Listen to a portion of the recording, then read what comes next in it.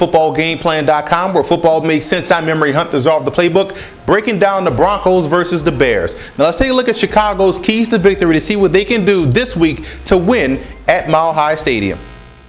You look at the Bears offense and where they can attack Denver. Let's start with Caleb Haney and how he can attack these guys in the passing game. Denver does a lot of man coverage, whether it be off man or man press. So look for these Bears wide receivers to try to get open and get to those slants, get to those in routes, those over routes, and that's how you ease Caleb Haney into the ball game with those short to intermediate passing game.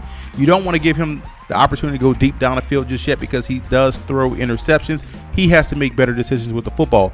Now, as far as the running game, you have Marion Barber right there replacing Matt Forte. So I look for these guys to try to run downhill on the Denver Broncos or even run off tackle. You want to force guys like Von Miller, Elvis Dumerville. You want to force these guys to be run defenders as opposed to pass rushers. So look for a little bit more off tackle or even downhill running. So either way it go, they can run the football against Denver. They just have to stick with it and put Caleb Haney in comfortable passing situations. Now, the defensive side of the football, the Bears faced a guy in Cam Newton that's similar to Tim Tebow as far as his athletic ability and what they do on offense.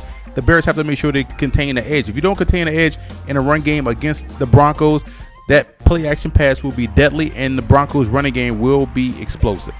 Well, let's take a look at the Broncos' keys to victory to see what they can do to take another victory away from a team at home this season.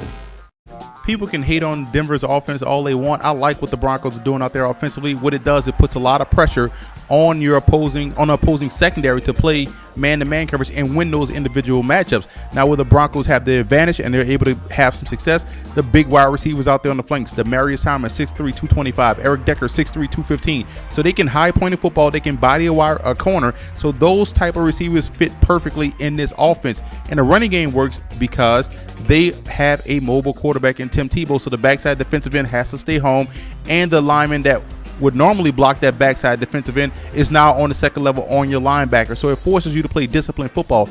How can they attack the Bears cover 2 defense? It's simple. They have to come out and do what they do best, staying in those spread formations and running out of those spread formations. And you're going to force the Bears linebackers to be more of the play more downhill as opposed to dropping back in coverage, therefore opening up those one-on-one matchups with those big play wide receivers.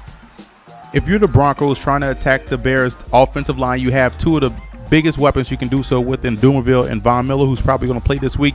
Now, the thing is, you have to play the run on the way to the quarterback. I'm still not sold on the Bears staying consistent with the run with Matt Forte being out, but look for these guys to have an effect on Caleb Haney and the secondary to take advantage of some errant passes.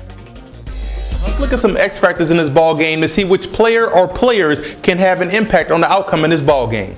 X factors for the Bears, you look at field position. This guy right here, Devin Hester, should have a huge impact on this ball game. This guy will be able to get at least 3 or 4 opportunities to return punts. X factor for the Broncos, again, playbook expansion. If they could get Tebow to throw the football a little bit more, this offense will be dangerous.